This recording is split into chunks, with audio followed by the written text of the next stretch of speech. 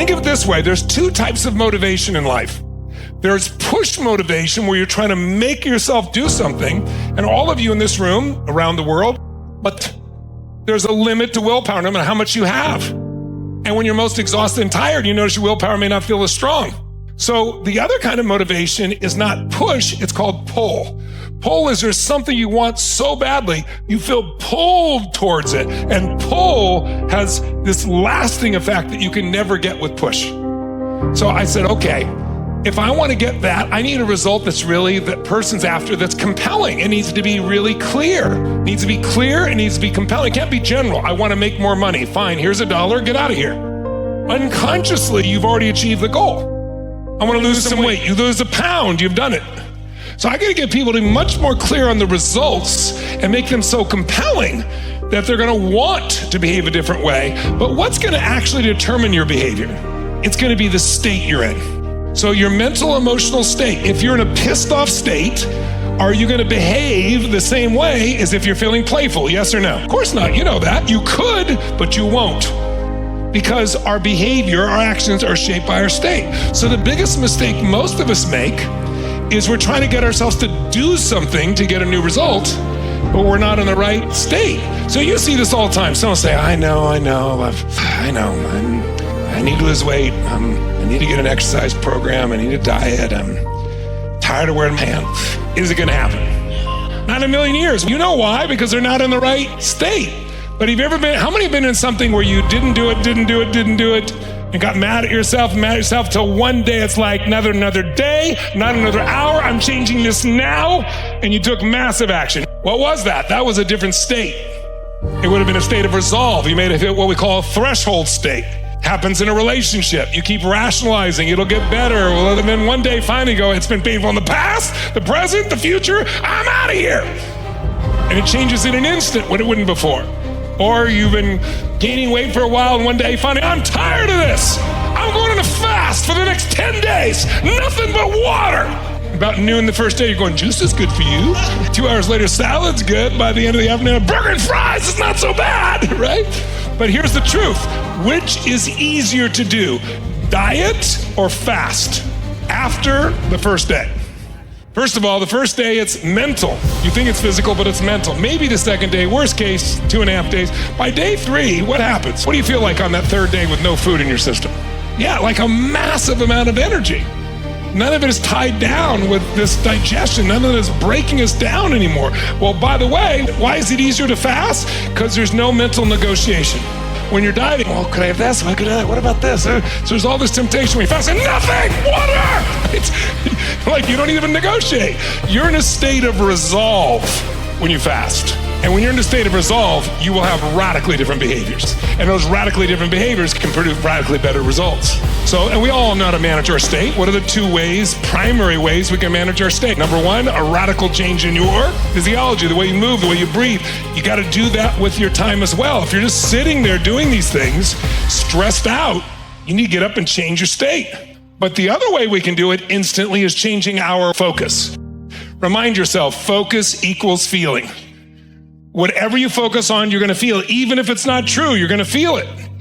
So you got to make sure you're focusing on what you want, not what you don't want. You know, people think about driving a car and they don't think it's much of a sport. But if you ever driven a race car at 125, 135, 145, I've driven one at 235 miles an hour. Every muscle in your body locks it. Because it takes more focus than anything. Every energy is there. It's pure adrenaline. Racing school. They put me in the race car. And I'm working with Bob Bondurant. He had Bondurant Training School. He was a really brilliant guy. And he says, I'm going to show you what a car can do. And I'll never forget getting this car. I'm in the passenger seat. I'm locked in. I got my helmet on. And he made that car do things I knew for sure we're going to crash. We were at Laguna Seca. If you're not familiar with that in San Francisco area, it has called a corkscrew where you're going straight at a wall. And he was going 125 miles an hour straight at the wall and then whipped around it. I mean, you know you're going to die. And you're going so fast and you're just barely feels like missing what's going on, just the edges of what you're going to hit. And we did the whole thing and he stopped, braked, my heart's beating out of my chest. And he looks at me and goes, and you'll be doing that in 4 days. I'm going to put you in a spin car. You're the metaphor fresh, thinking about your time and your life. What's a spin car? Well, I'm going to have you drive the car. And as you're driving, there's 4 buttons here on my side. You're sitting there, you can see them now, but you won't be able to see them when you're driving. I said, oh yeah, I do see those. He goes, if I push any one of those 4, it picks up one of the 4 wheels. It lifts it off and will spin out of control in that direction. He goes, you see that wall? I said, yeah. He goes, if we hit it, one of 2 things happen. We damage the car and you got to pay for it, or we damage each other, which would be a much more painful and horrible experience. He goes, so you need to succeed. And yet I'm still going to push you. And I don't have a brake here and I don't have a wheel. You're in charge. He goes, so you're going to focus, but what's going to happen, I'll watch and I'll know the moment you lose concentration. And when you do that, I'm going to hit the button and we're going to spin out of control. And your job is come out of the spin. And what a great metaphor for life. So I said, what's the secret? He goes, it's so simple.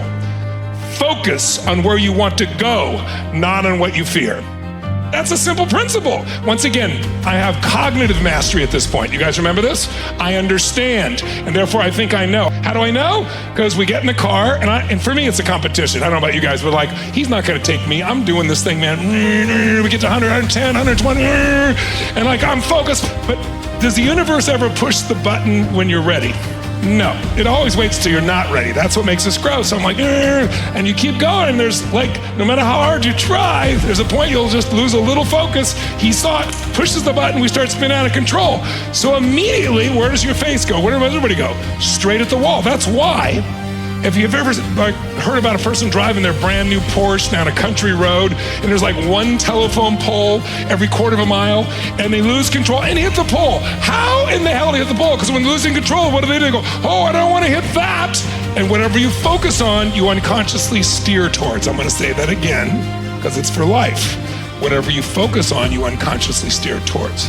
What do most people focus on? What they want or what they fear? What they fear. And what do people fear? Losing what they have or not getting what they want. When you start doing things right, do you instantly get rewarded? Yes or no? Not usually. There's usually something called lag time, L-A-G, lag time. Because you have so much momentum that even though you're doing the right thing, it doesn't correct instantly. It's like when people go, I've been on a diet for 4 days. I haven't lost any weight. Well, you've been a pig for 40 years. What do you think?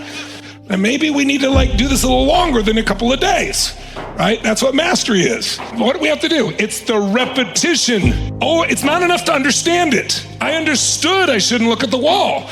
You're gonna understand you shouldn't keep asking yourself, what should I do? But it's your habit for a lifetime. So we gotta break those habits, and it's gonna take repetition, just like a great athlete, to master this part of your life. And so we're gonna give it a weekend, but then you wanna make it a daily practice. And by the way, it's a really easy daily practice. It's mostly a weekly practice and then a little bit each day. But the bottom line is, after we've done this about a dozen times, what starts to kick in finally?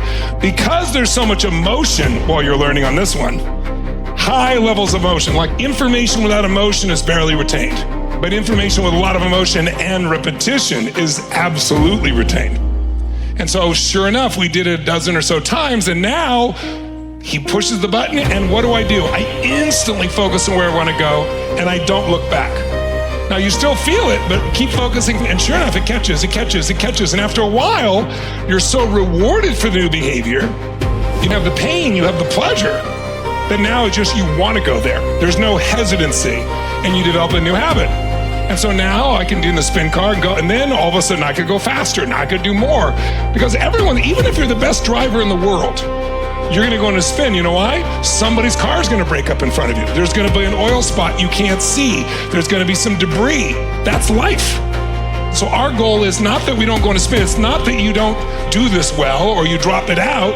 It's like you get right back on the horse and you do it again and you master it until after a while, you'll be that great. But notice the greatest in the world keep practicing what they're already great at. They're practicing 100 million times more than they're actually taking the shot.